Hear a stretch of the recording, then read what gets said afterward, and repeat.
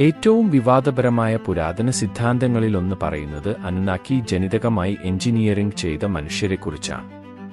Sumerian ഗുളികകൾ അനുസരിച്ച് ഭൂമിയിൽ വിലയേറിയ സ്വർണം ഉണ്ടായിരുന്നു. അനുനാക്കിക്ക് അത് ഖനനം ചെയ്യാൻ തൊഴിലാളികൾ ആവശ്യമായിരുന്നു.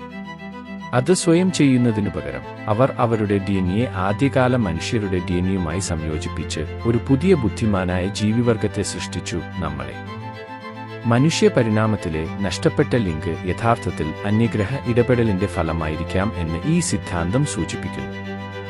മനുഷ്യന്റെ ബുദ്ധിശക്തി, ഭാഷ, നാഗരികത എന്നിവയുടെ പെട്ടെന്നുള്ള ഉയർച്ചയെ ഇത് വിശദീകരിക്കുന്നുവെന്ന് ചിലർ പറയുന്നു. പുരാണമായാലും യാഥാർത്ഥ്യമായാലും അന്യഗ്രഹജീവികളാണ് മനുഷ്യരെ രൂപകൽപ്പന ചെയ്തത് എന്ന ആശയം നമ്മൾ യഥാർത്ഥത്തിൽ ആരാണെന്ന് നമ്മുടെ ഗ്രാഹ്യത്തെ വെല്ലുവിളിക്കുന്നത് തുടരുന്നു.